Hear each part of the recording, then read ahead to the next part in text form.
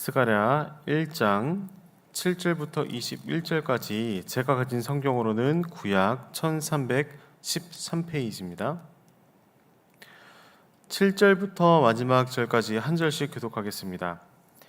다리오 왕 제2년 11째 달 곧 스바돌 24일에 이뜨의 손자 베레가의 아들 선지자 스가랴에게 여호와의 말씀이 임하니라.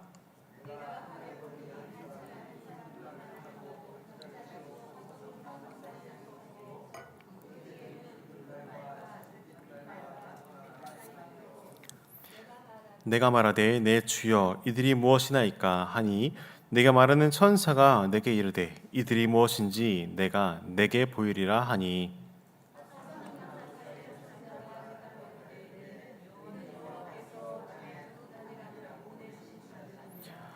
그들이 화석류나무 사이에 선 여호와의 천사에게 말하되 우리가 땅에 두루 다녀 보니 온 땅이 평안하고 조용하더이다 하더라.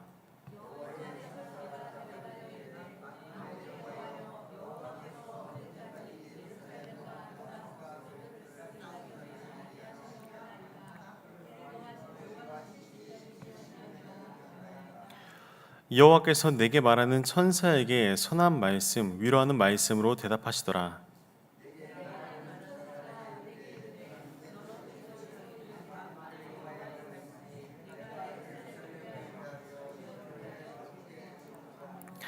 아니란 여러 나라들 때문에 심히 진노하나니 나는 조금 노하였거늘 그들은 힘을 내어 고난을 더하였음이라.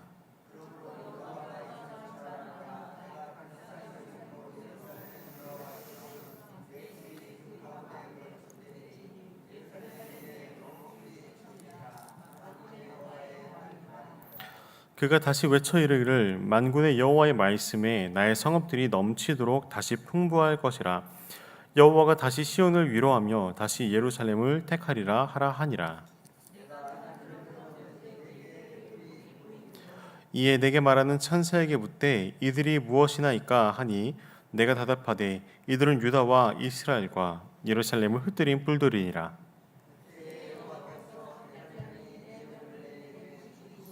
함께 읽겠습니다. 내가 말하되 그들이 무엇하러 왔나이까 하니 대답하여 이르시되 그 뿔들이 유다를 흩뜨려서 사람들이 능히 머리를 들지 못하게 하니 이 대장장이들이 와서 그것들을 두렵게 하고 이전에 뿔들을 들어 유다 땅을 흩뜨린 여러 나라의 뿔들을 떨어뜨리려 하느니라 하시더라. 아멘. 저희는 월요일까지만 하더라도 그 요한계시록 말씀을 함께 살펴보았습니다. 이제 요한계시록 말씀을 마무리하고 이제 굉장히 후련한 마음을 가지고 있었는데 이제 신약의 복음서나 아니면 사도의 서신들을 보지 않을까라는 기대감이 있었는데 저희는 이제 매일 성경 그 큐티 책을 가지고 본문을 따라가기 때문에 이번 설교는 어디 구절이지 알아보았는데 스가랴서였습니다. 그래서 어제 김원 목사님의 설교를 처음으로 해서 이제 스가랴서를 이제 시작하게 됩니다. 이 스가랴서는 요한계시록과 굉장히 밀접한 예언서이기도 하고 그만큼 상징들이 많이 나오기도 하고 어려운 본문이기도 합니다. 그래서 설교를 준비하면서 굉장히 또 이제 부담감이 휩싸였는데 그래도 하나님께 은혜를 구하면서 말씀을 잘 해석해 달라고 그다음에 잘할 수 있게 해달라고 기도를 많이 했던 시간이었던 것 같습니다. 저는 오늘 무너진 땅을 긍휼히 여기소서라는 제목으로 오늘 말씀을 좀 나누도록 할 텐데요. 이 스가랴서를 바라보면은 이제 스가랴서가 이제 구약에서 어떤 위치에 있는지 알아야 합니다. 신약에서는 이 예언서라고 하면은 요한계시록을 바로 생각하실 텐데요. 구약에서는 예언서가 총 17개의 책으로 기록되어 있습니다. 예언서 중에서도 이 대예언서와 소예언서로 나뉘는데 이 대와 소는 이 분량과 또한 예언의 중요성에 대해서 나누기도 하기도 하는데 대예언서는 우리가 잘 아는 뭐 다니엘서, 예레미야, 이사야, 예레미야, 에가, 에스겔 이렇게 총 5개의 책을 가지고 대예언서라고 합니다. 그다음에 소예언서는 구약 성경을 뒤쪽을 쭉 보시면 뭐 학기의 스가랴, 막 말라기 이런 요나 이런 책들이 다 여러분들이 챕터별로 보이실 텐데요. 그 스가랴를 포함한 12개의 책을 소예언서라고 합니다. 이 대예언서가 중요하고 소예언서가 중요하다 이것이 아니라 이제 분량과 또한 말하고자 하는 메시지의 그 내용의 그 뜻에 따라서 대와 소를 구분하기 때문에 소예언서도 굉장히 중요한 내용이기도 합니다. 그 중에서 이제 스가랴는 그 환상적인 묵시, 이게 요한계시록과 굉장히 비슷하고 밀접한 부분이기도 한데요. 그다음에 회복의 희망, 그다음에 메시아적인 예언이 풍성하게 담긴 책이 특징이기도 합니다. 이 스가랴 선지자에 대해서는 뭐 간단하게 아시겠지만 그 학계 선지자와 같이 활동했던 선지자이기도 하고 포로에서 귀환했던 그 이스라엘 백성에게 그 당시 멈춰 있었던 성전 재건을 촉구하고 그다음에 하나님의 위로의 말씀을 전하면서 그들과 함께 성전을 재건하고 성벽을 재건했던 이스라엘을 재건했던 그런 선지자이기도 했었습니다. 자, 본문을 통해서 오늘 말씀이 어떤 내용인지 한번 살펴보도록 할 텐데요. 7절 말씀 한 절만 같이 읽도록 하겠습니다. 시작. 다리오 왕 제2년 11째 달 곧 스바돌 24일에 이또의 손자 베레가의 아들 선지자 스가랴에게 여호와의 말씀이 임하니라. 아멘. 스가랴의 소명을 총 두 가지로 전 정리할 수 있을 것 같습니다. 스가랴의 1차적인 소명은 그가 태어났을 때 그의 혈통으로부터 시작됩니다. 스가랴는 제사장 집안의 아들로 태어났습니다. 그 말은 다시 말하면은 레위인이라는 말이고요. 그 다음에 스가랴의 그 선진들을 쭉 올라가면은 정통 있는 제사장의 집안입니다. 그래서 이제 스가랴가 나이가 되고 성인이 되고 20살이 넘으면은 이 제사장 그 훈련을 하고 제사장으로서 사명을 감당하게 될 텐데, 스가랴는 이 선지서와 그다음에 이제 역사서를 통해서 보면은 제사장의 역할을 감당했다라기보다는 선지자의 역할로서 제사장의 시각을 가지고 이 이스라엘 백성들을 함께 말씀을 전하고 이제 회개를 촉구했던 인물로서 보여집니다. 그렇기 때문에 어릴 때부터 아버지가 레위인으로서 맡겨진 사역을 감당하는 것을 보고 배우고 들었을 것입니다. 이 스가랴 2장 4절 말씀 내일 아마 나눌 텐데요. 스가랴를 하나님께 부름받았을 때 소년이라고 부릅니다. 이 소년이라고 불렀을 때 스가랴가 소명을 하나님께 부르심을 받았을 때 학자들이 예측하기로는 한 17세에서 25세 사이로 아마 부르심을 받았을 것이다 라고 예측을 합니다. 자, 소년이라고 불렀을 하나님의 소명을 들었을 당시는 바로 2차적인 소명입니다. 우리가 태어날 때부터 하나님의 자녀로서 예를 들어서 우리가 믿는 가정으로 부르심을 받았다면은 우리는 하나님으로부터 1차적인 소명을 받았을 테지만 그가 점점 나이가 들고 믿음이 생기고 또한 기도하면서 하나님으로부터 부르심을 받는 그 사명을 받는 2차적인 소명을 받을 때가 바로 이 스가랴의 때였습니다. 자, 우리 또한 마찬가지입니다. 어릴 때부터 하나님의 은혜 가운데 가정 가운데 복음을 들으면서 이제 소명을 받아서 아름다운 가정 가운데 신앙을 성장하는 그런 소명을 받았던 그런 분들도 계실 것이고, 아니면 그런 과정 가운데서도 하나님의 특별한 은혜 가운데 성령님을 영접함으로써 하나님, 내가 하나님의 나라를 위해 살겠습니다, 주님을 위해 살겠습니다, 이러한 결단과 고백으로서 2차적인 소명을 받는 그런 분들도 계실 것입니다. 근데 이러한 2차적인 소명은 굉장히 중요합니다. 1차적인 소명은 우리가 태어나면서 부여받은 그런 삶의 소명의 자리로 나아가게 되지만, 능동적으로 그 길을 개척하게 나아가기 위해서는 하나님으로부터 직접 부르심을 받는 2차적인 소명이 우리에게 굉장히 중요합니다. 하지만 저와 여러분들은 모두 다 2차적인 소명을 받았습니다. 왠지 아십니까? 하나님의 은혜 가운데 하나님을 영접하게 되었고, 예수 그리스도로 인해서 우리의 죄를 회개하게 되었고, 그 다음에 우리가 예수님을 따라 살겠다라는 고백을 영접 기도를 통해 다들 하셨기 때문입니다. 그렇기 때문에 우리는 우리의 뜻과 우리의 의로서 살아가는 것이 아닌 하나님의 의와 하나님의 뜻 가운데 살아가는 자들로서 변화되었습니다. 그래서 이러한 우리의 1차적인 소명과 2차적인 소명이 우리에게 늘 잊혀지지 않고 날마다 상기되어서 감사한 마음으로 나아가야 합니다. 이 스가랴의 부르심, 이 2차적인 수명을 받을 부르실 당시에는 유다의 성전 기초가 놓인 지 16년이나 지났습니다. 왜 16년이나 성전 기초가 놓인 다음에 성전이 공사되지 않았냐라는 부분에서 성경을 많이 읽으신 분들은 아시겠지만 이 사마리아 당시 이 지역에 살고 있던 이방 잡족들이라든지 아니면은 같은 유대인들에서도 성전을 공사하게 되면은 분명히 우리는 공격을 받는다. 그다음에 우리를 파송한 나라에서 그 강대국이 우리를 가만두지 않을 것이다 라는 내부적인 위협과 외부적인 위협을 통해서 성전 공사가 계속해서 지연되었었던 상황이었습니다. 이 포로기에서 돌아온 이스라엘은 가장 먼저 성전을 재건하고자 머릿돌을 두고 하나님을 찬양했었지만 여러 가지 상황 가운데 방해의 공작 가운데 16년이나 멈춰있던 상황에서 스가랴는 수명을 받았었습니다. 그래서 스가랴는 자신이 부여받은 2차적인 부르심을 이 성전의 재건을 위해서 더 나아가면은 이스라엘의 재건을 위해서 하나님께서 특별히 이 스가랴를 부르셨습니다. 일반적인 선지자, 우리가 선지자라고 생각하면은 북이스라엘에 돌아오기를 바라는 엘리야 선지자도 있었고요, 요나 선지자도 있었고요, 호세아 선지자도 있었고요, 다양한 선지자들이 있었는데 이 스가랴 선지자는 단순히 말씀을 선포하는 데 그치는 것이 아니라 그를 부르신 하나님께서 이 스가랴를 통해서 백성들을 위로하게 하셨습니다. 그리고 성전 공사를 재개할 수 있도록 백성들을 권면하는 자들로 세우셨고요. 그 다음에 어제 설교를 들으신 분들은 잘 아시겠지만 이 스가랴를 통해서 백성들의 마음이 신앙으로 재건될 수 있도록 회개를 촉구하는 그런 선지자이기도 했었습니다.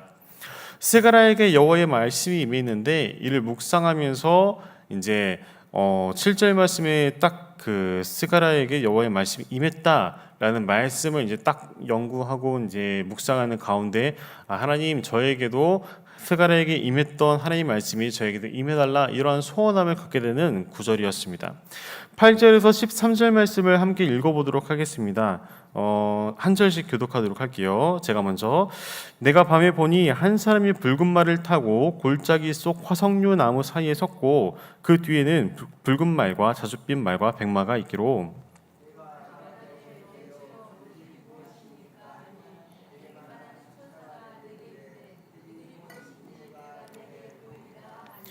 화석류 나무 사이에 선자가 대답하여 이르되 이는 여호와께서 땅에 두루 다니라고 보내신 자들이니라.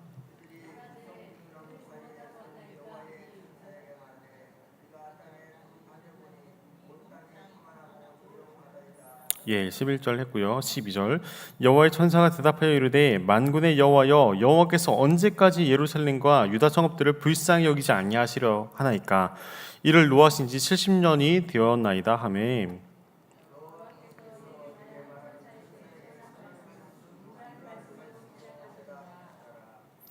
아멘. 자, 속도감 있게 말씀을 드리겠습니다. 자, 본문에 밤이라는 단어가 나오죠. 그 다음에 환상 중에 붉은 말을 탄 사람과 자줏빛 말과 백마가 나옵니다. 자, 그리고 화석류 나무가 나옵니다. 총 이제 하나, 둘, 셋, 넷, 다섯 개의 이제 상징이 나오는데요. 이 밤을 원어로 보면은 그 예언적인 계시의 시간이다라고도 해석할 수 있거든요.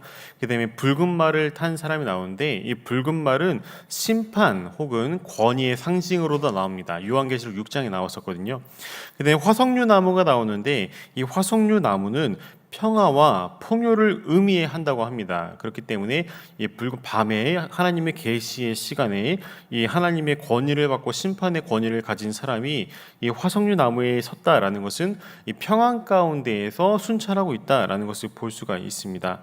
그 다음에 이제 백마와 자줏빛 말을 상징하고 있는 말들이 나오는데 자줏빛 말은 굉장히 고급스럽고 그 다음에 권위의 이제 귀족들의 상징인 색깔이기도 합니다.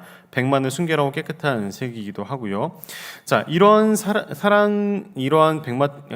붉은 말을 탄 자와 여러 말들은 땅을 순찰하는 하나님의 사자로서 부름받은 자들입니다. 이 스가랴가 천사에게 이들이 무엇이냐고 묻습니다. 마치 이 사도 요한이 요한계시록에서 천사에게 묻는 것과 같이 이 천사가 나와서 이 환상 중에 안내를 하고 있는 역할을 합니다. 이 스가랴와 그 환상 중에 있는 천사가 이렇게 얘기합니다. 이들은 하나님께서 순찰하라고 보내신 자들이고 다른 말로는 하나님의 전령이다. 그런데 이 땅을 보고 이들은 평안하다라고 보고하고 있는 그런 상황입니다. 근데 이 시기에는 이스라엘의 성전 공사가 멈춰 있는 상황이기도 하고 그들의 영적인 상태는 성전이 없었기에 성전의 기초만 놓고 공사가 진행되지 않고 있기 때문에 불안정한 상태였습니다. 그런데 이 말탄 자와 이 말들은 평안하다고 보고하고 있습니다. 천사가 그 말을 듣고 하나님께 반문합니다. 하나님, 언제까지 예루살렘 땅들을 불쌍히 여기지 않으시겠습니까? 유다 성읍을 돌보지 않은 지 70년이나 되었습니다. 라고 되물었습니다. 이렇게 하나님께 되물은 천사에게 하나님께서는 선한 말씀과 위로하는 말씀으로 대답하셨습니다. 14절부터 17절까지 한 목소리 읽어보겠습니다. 시작. 내게 말하는 천사가 내게 이르되 너는 외쳐 이르기를 만군의 여호와의 말씀에 내가 예루살렘을 위하며 시온을 위하여 크게 질투하며 아니란 여러 나라들 때문에 심히 진노하나니 나는 조금 노하였거늘 그들은 힘을 내어 고난을 더하였음이라. 그러므로 여호와가 이처럼 말하노라. 내가 불쌍히 여김으로 예루살렘에 돌아왔은즉 내 집이 그 가운데에 건축되리니 예루살렘 위에 먹줄이 쳐지리라. 만군의 여호와의 말이니라. 그가 다시 외쳐 이르기를 만군의 여호와의 말씀에 나의 성읍들이 넘치도록 다시 풍부할 것이라. 여호와가 다시 시온을 위로하며 다시 예루살렘을 택하리라 하라 하니라. 아멘. 하나님은 예루살렘을 시온을 시기할 만큼 질투할 만큼 사랑한다라고 말씀하셨습니다. 이 질투는 하나님의 열심과 사랑을 표현하는 말이기도 합니다. 그 다음에 하나님의 먹줄이 쳐진다라는 말씀이 있었는데요. 이 말씀은 성전이 재건되고 예루살렘 성이 회복될 것이다 라는 약속의 말씀입니다. 자, 그리고 이어서 18절에서 21절 말씀을 읽지 않겠으나 여기에서는 네 개의 이스라엘 유다의 흩은 그 뿔들이 나오고 이 뿔들을 네 명의 장인을 불러가지고 뿔들을 완전히 파괴하는 도구로서 하나님께서 부르심을 받습니다. 자, 이렇게 하나님의 때가 차고 스가랴를 임재 가운데 하나님께서 초청하시고 스가랴에게 소명을 더하셔서 스가랴에게 사역을 할 수 있도록 이렇게 스가랴를 부르시는 장면과 그 다음에 예루살렘이 70년 동안이나 황폐되었는데 이 말탄 자와 그 다음에 말들 이들의 보고를 통해서 평안하다 하는 상황 가운데 이것이 평안한 것이 아니라 정말 우리가 애통한 가운데 70년이나 방치되어 있다. 이런 부분에서 하나님께서 예루살렘을 재건하겠다라는 말씀이 방금 읽었던 7절부터 21절까지의 말씀을 요약한 내용이기도 합니다. 자, 이렇게 무너진 지 70년이나 지난 예루살렘 땅에 그 제사장 가문에 스가랴를 하나님께서 부르셨습니다.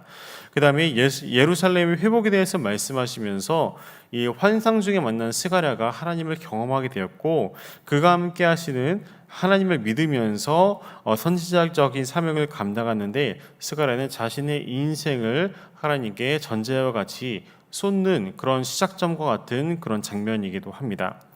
자, 다시 한번 말씀드리면 스가랴의 사역은 백성들을 위로하고 회개시키며 그 다음에 다시 타오르는 신앙의 불로서 이스라엘이 재건되도록 돕는 역할을 했습니다. 자, 이 본문을 살펴보고 묵상을 하면서 우리나라와 상황과도 굉장히 비슷한 상황이고 우리가 이렇게 기도해야겠다라는 말씀이 제 안에 울림이 있었습니다. 오늘날 우리나라도 마찬가지로 우리와 맞닿아 있는 북한을 보면요, 80년 동안 하나님의 임재가 없어 보이는 그 땅을 우리는 마주하고 있습니다. 정말 1907년도에 평양에 대부흥운동이 있었고 그 다음에 그곳에서 교단과 교파를 초월해서 많은 교회가 세워졌고 평양의 장대현 교회 그 부흥이 있었던 자리에는 지금은 그 김일성 그 장군이 있는 그런 동산과 그 다음에 그곳에는 이제 태양신전이라고도 하죠. 태양궁이 있는 그런 상황으로 바뀌었습니다. 자, 우리나라는 반면에 80년이 지난 그 전쟁 이후에 우리나라를 살펴보면 하나님의 은혜 가운데 나라가 부강해지기도 하고 원조를 받는 나라, 선교사들이 우리나라를 통해서 사역을 오는 나라에서 원조를 하고 선교를 보내는 그런 나라로 성장하게 되었습니다. 하지만 북한은 80년 전이나 지금이나 동일하게 하나님을 믿으면은 인류에서 가장 참혹하다는 그런 최악의 구금시설, 정치범 수용소 이곳에 갇히게 되었죠. 스가랴에게 환상 중에 임하신 하나님께서 70년 동안이나 그 황폐해진 그 땅 가운데 그 스가랴를 통해서 부르심을 받아 그곳에서 다시 한번 예루살렘 성정의 부흥을 재건하는 자로 부르심을 받았다면은 우리가 오늘 기도해야 할 것은 우리에게 가장 맡겨져 있는 가장 가까운 선교지인 북한을 향해서 기도하며 나아가는 하루가 되었으면 좋겠습니다. 하나님께서는 황폐한 땅을 내버려 두지 않으시는 분이십니다. 하나님께서는 자신의 나라와 지금도 자신을 믿는 백성들 또한 하나님 모르는 백성들 가운데 지금도 불꽃 같은 눈으로 살펴보고 계십니다. 하나님께 마음을 받아서 그 황폐한 땅에 살아가는 북한의 주민들과 우리 주변에 믿지 않는 영혼들을 위해서 오늘 그들을 조명하면서 하나님 황폐한 땅과 황폐한 나라와 황폐한 영혼 가운데 하나님께서 선지자를 부르셔서 그의 마음에 하나님 감동을 하게 하시고 기도하게 하시고 움직이게 하신 것처럼 우리가 북한을 놓고 또한 우리 주변의 이웃을 놓고 또한 주변의 황폐한 곳을 향해서 기도하게 해달라는 기도로서 오늘 하루를 시작했으면 좋겠습니다.